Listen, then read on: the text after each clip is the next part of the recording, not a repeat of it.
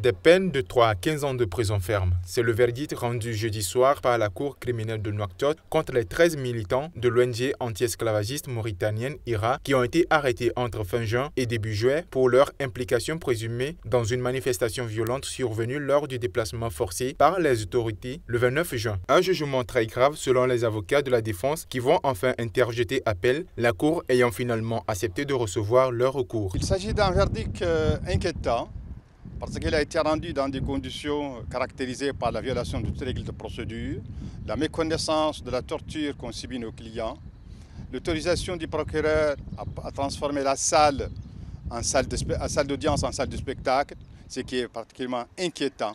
Jeudi soir, après la condamnation des militants anti-esclavagistes, le collectif de la défense avait expliqué que cette possibilité de recours leur avait été refusée par le tribunal en raison de leur boycott. Le verdict a été prononcé en l'absence du collectif constitué par leur défense qui avait décidé de se retirer du procès pour protester contre les tortures infligées, selon ses avocats, à leurs clients. De telles peines aussi graves prononcées contre des activistes contre l'esclavage qui constituent encore un fléau dans notre société, je pense qu'il s'agit d'un verdict très grave pour l'avenir des libertés dans notre pays et qui constitue un recul inquiétant pour notre justice.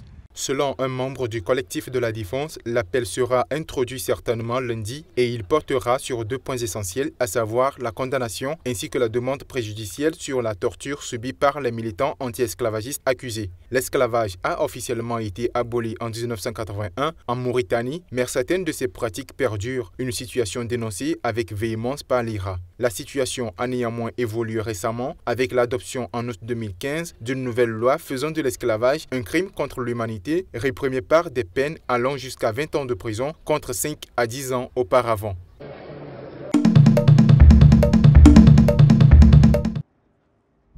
Le nombre de migrants vivant au camp de la jungle à Calais a fortement progressé depuis 2 mois, s'établissant désormais à 6 901, a annoncé vendredi la préfecture du Pas-de-Calais. C'est le nombre le plus élevé depuis la création du camp au printemps 2015. Un chiffre record qui marque une progression supérieure à 50%. C'est lors du nouveau recensement effectué le mercredi 17 août sous la supervision du sous-préfet de Calais que cette hausse de 2415 migrants a été remarquée. La préfecture rappelle avoir compté 4486 migrants lors de la dernière opération du genre le 13 juin. Cette évolution constitue un défi pour le gouvernement qui s'est fixé pour objectif fin 2015 de ramener la population du camp à 2000 personnes et que plus aucun migrant ne dorme dehors. En octobre 2015, la préfecture avait décompté 6 000 migrants. La population avait ensuite décru, tombant à 3 500 au printemps dernier, sous l'effet d'une série de mesures prises par l'État pour faire quitter la jungle aux migrants. Certaines associations ont, elles, des chiffres plus importants que ceux de la préfecture. Ainsi, d'après un décompte réalisé par l'Auberge des migrants et Help Refugees, du 6 au 9 août, 9 106 personnes vivent sur le site. Les statistiques prennent en compte les places occupées dans les installations en dur du centre Jules Ferry, du centre d'accueil provisoire et les places sous tente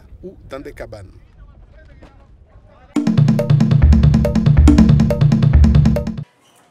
En robe longue ou courte, toutes vêtues de blanc, les mariés sont entrés dans cette prison de Cali, 3e ville de Colombie, accompagnés de proches qui ont été les témoins de ces noces peu ordinaires, des mariages dans une prison. Devant Dieu et devant les hommes, ces 17 détenus de la prison colombienne de Villahermosa ont décidé de s'unir vendredi dernier à leurs fiancés par les liens sacrés du mariage, en dépit d'être derrière les barreaux. Parmi les nouveaux mariés, Oscar Ivan Henao, 39 ans, et Magda González, 31 ans, qui se sont dit oui avant un déjeuner arrosé de soda à la pomme et couronné du traditionnel gâteau. Quand l'opportunité de participer à la cérémonie collective s'est présentée, ils n'ont pas hésité et Oscar a en outre pu faire la connaissance de son fils, né il y a à peine plus de 2 semaines.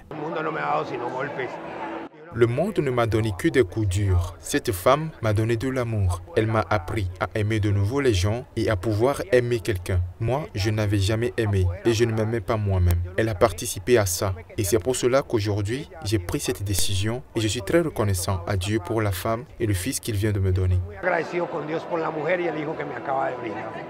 Son épouse et lui avaient décidé de s'unir en avril dernier, mais entre-temps, le fiancé a été arrêté pour tentative d'extorsion de fonds alors qu'il essayait de trouver de l'argent pour financer la noce. Bien qu'étant difficile à vivre pour les nouvelles mariées, la réclusion de leurs époux n'est pas insurmontable. Magda González aspire à une vie de couple heureuse une fois qu'Oscar aura retrouvé la liberté. C'est un peu compliqué. Nous l'attendons, le bébé et moi, avec beaucoup d'impatience à la maison. Mais nous savons que nous pouvons venir le voir le dimanche. En semaine, nous pouvons lui rendre visite. Ce n'est pas facile, mais ce n'est pas impossible non plus. Les nouveaux mariés espèrent maintenant que la justice colombienne se montrera clémente en allégeant les différentes peines qu'ils ont à purger afin qu'ils puissent jouir de ce bonheur qui demeure partiel.